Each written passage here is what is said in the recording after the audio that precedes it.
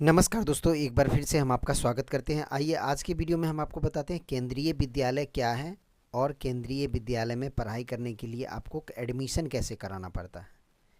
तो देखिए, केंद्रीय विद्यालय आपने सुना होगा, तो ये नाम जैसे केंद्रीय है तो ये बेसिकली सेंट्रल गवर्नमेंट के अंडरटेकिंग में चलता है ये स्कूल। ये बेसिकली हर एक स्टेट में, हर एक ज़िला में लगभग है। अब मैं बिहार की बात करूं तो बिहार में लगभग बहुत सारे ज़िले ऐसे हैं जिसमें केंद्रीय विद्यालय हैं ही, शायद ही कोई ज़िला हो जिसमें ना हो केंद्रीय विद्यालय।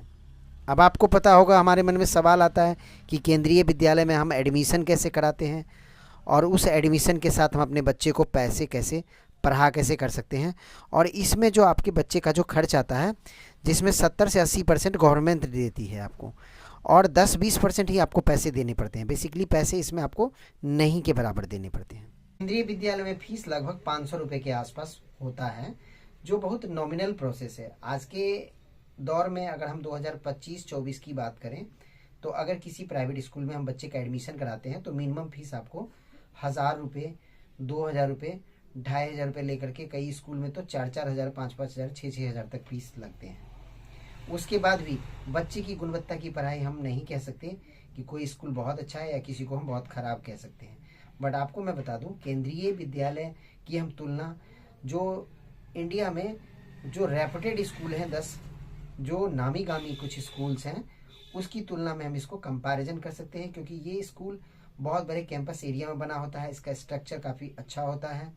इसमें जो है टीचर हैं वो सारे MBA किए हुए, MA किए हुए, PhD किए हुए, मतलब हाई क्वालिफाइड टीचर होते हैं।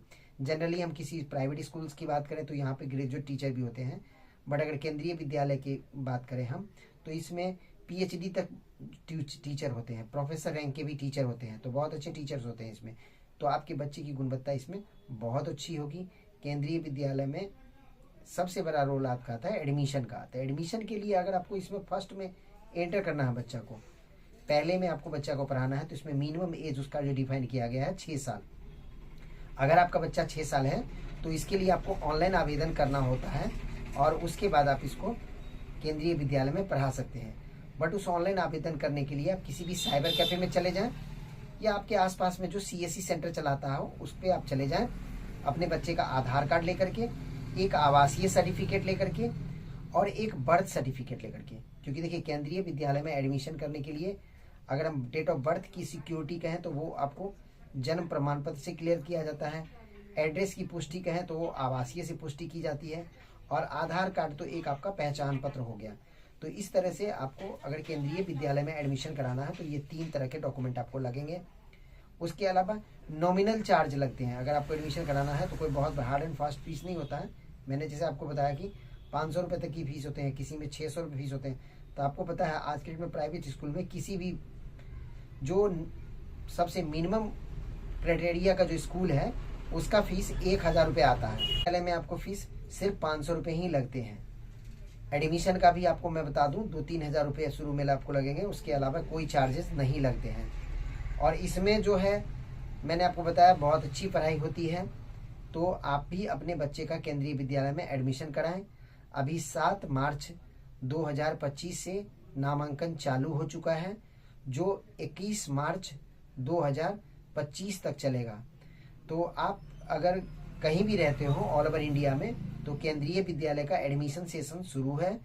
आप भी अपने नज़दीकी में अपने बच्चे को केंद्रीय विद्यालय में एडमिशन करा सकते हैं। अगर आपको अगर आपको फर्स्ट में बच्चे को एंटर कराना है, इसमें LKG UKG नहीं होता है। जैसे हम बच्चे को पढ़ाते थे प्राइवेट स्कूल में तो वहाँ पे होता था नर्सरी, LKG UKG। इसमें ये सब नहीं होता है।